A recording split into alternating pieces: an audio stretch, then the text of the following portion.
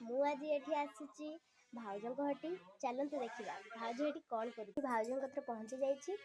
ଭାଉଜ ଏଠି କ'ଣ କରୁଛ? ସଜନା ଶାଗ ଭାଜୁଛି। ସଜନା ଶାଗ ବୋଇତାଳୁ ଫୁଲ ପକେଇକିନା ଶାଗ ଗୋଟେ ଭାଜୁଛି ପଖାଳ ଖାଇବା ପାଇଁ। ହଁ, ଶାଗ ଭାଜୁଛି ପଖାଳ ଖାଇବା ପାଇଁ।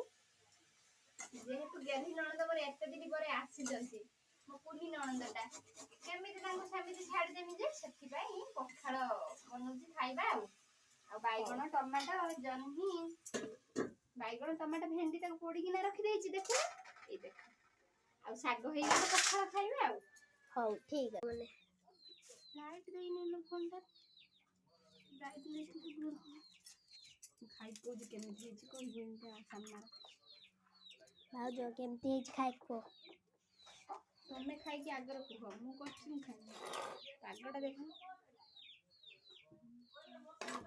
ଇଏ ହେଲା ଲାଉ ତରକାରୀ, ଶାଗ ଭଜା ଆଉ ତୁଟା ପଖାଳ ଆଉ।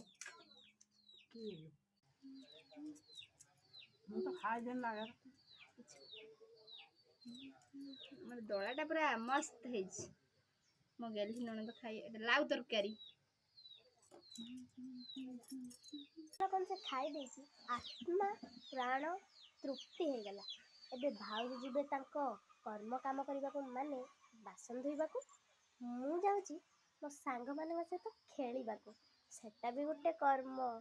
ସାଙ୍ଗମାନେ, ଆପଣଙ୍କୁ ଧର ମୋ ମିନି ବ୍ଲଗ୍ଟି ଭଲ ଲାଗିଥିବ ତାହେଲେ ଲାଇକ୍, ସବସ୍କ୍ରାଇବ୍, କମେଣ୍ଟ ମଧ୍ୟ କରିବେ କେମିତି ହେଇଛି ମିନି ବ୍ଲଗ୍ଟି। ରଖୁଛି ଏବେ, ଜୟ ଜଗନ୍ନାଥ।